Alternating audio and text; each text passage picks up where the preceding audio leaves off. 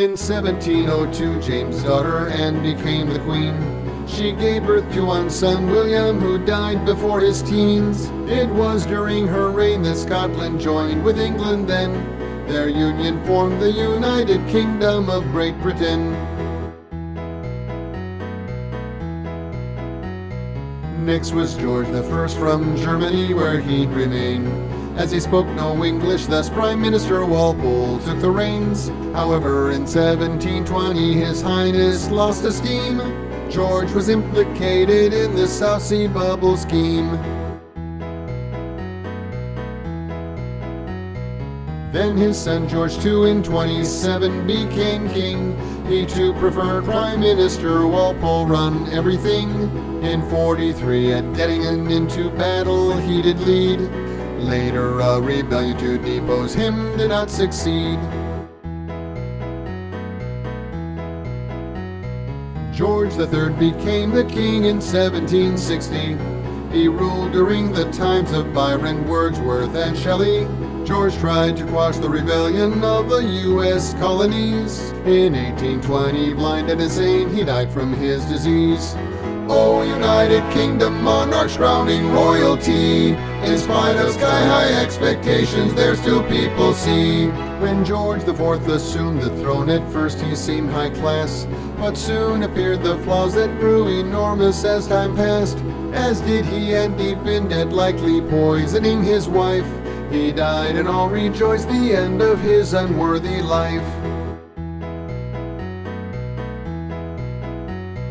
Then came William IV in 1830 to the throne, who declared in all colonies that slaves no one can own. He served 10 years in the Navy and was called the Sailor King, and was well loved for his nature that was unassuming.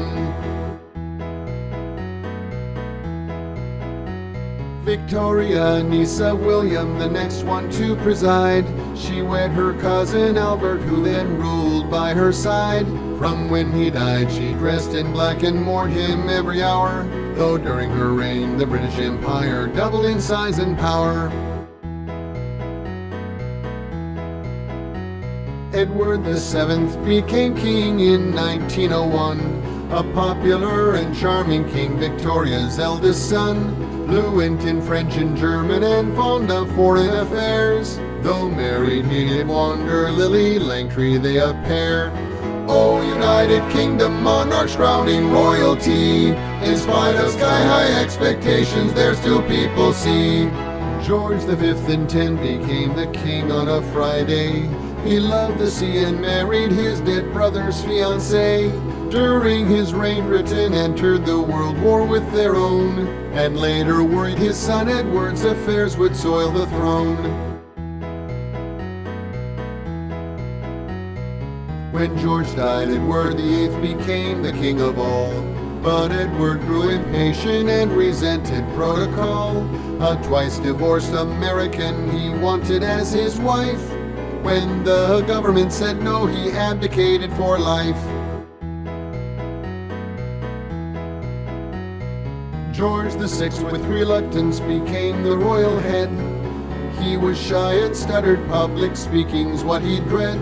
During World War II he bravely visited the troops and towns. Later he oversaw India's break from the British crown.